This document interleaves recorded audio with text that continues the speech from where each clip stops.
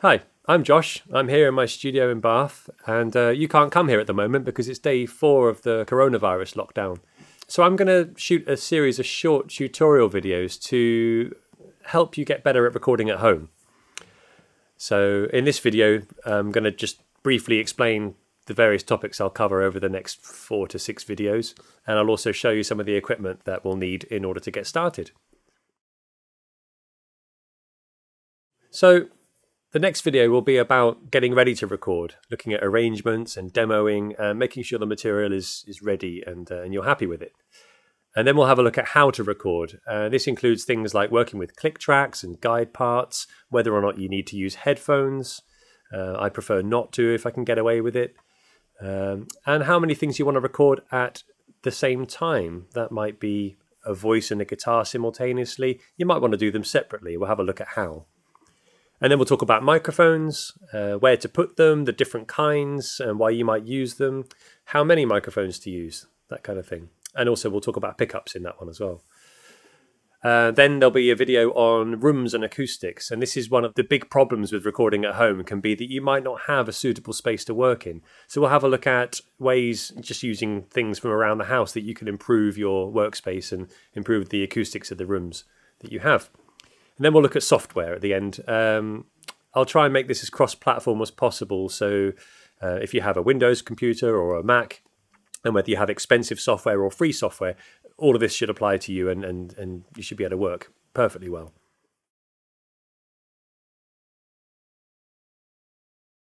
So let's have a look at some of the equipment. You'll need some microphones. One microphone will do. Even quite a basic microphone. So this is Shure SM58. It's about £90. There are much cheaper dynamic microphones out there. That's what this one is. This is a Shure SM57. Usually this one's used for vocals, more often in live performances. And this one's often used to record instruments, things like guitar amplifiers and drums mostly. Both perfectly good microphones, and we'll focus on using this kind of microphone in these tutorials. Here's another one of that kind, a dynamic microphone. I bought this one because it has a switch. I generally use this one for talking to the band when I'm mixing a live show, so it lives in my back pocket. This one is a condenser microphone, usually a bit more expensive than the dynamic microphone kind, and this one is more of a studio type microphone. So you may, if you have one of these, you'll get better results perhaps than with one of these. We'll have a look at all the different kinds of those and how to use them.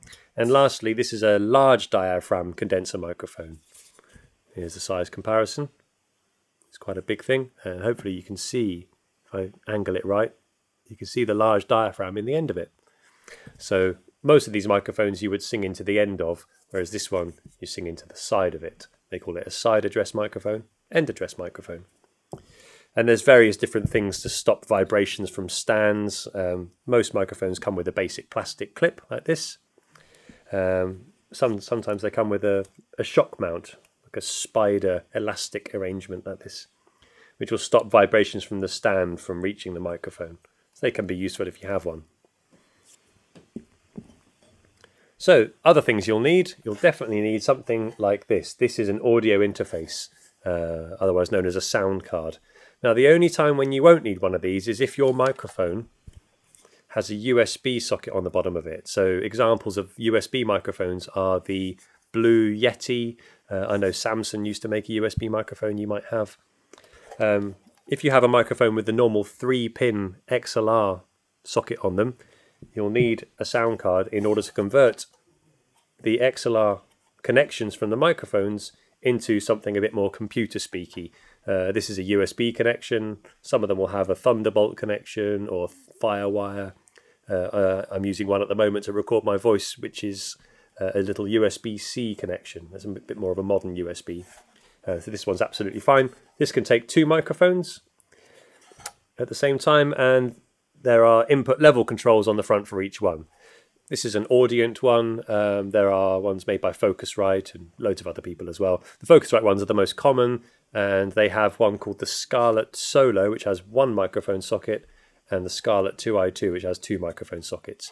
The Solo is £100, the 2i2 is £150, and this Audient ID14 is about £200. You also need a microphone cable. So this one has those same 3-pin connections on both ends, although these are a opposite gender mating pair. That means if your cable is too short, you can just extend it by using another cable in a daisy chain. Lastly, in terms of essential gear, you'll need a microphone stand. This one is made by K&M. This is probably the most common microphone stand out there in the professional world. A bit more expensive than the cheapest ones. I think this is about 40 to 50 pounds. But I've seen these 20, 30 years old out there in daily use and still working fine.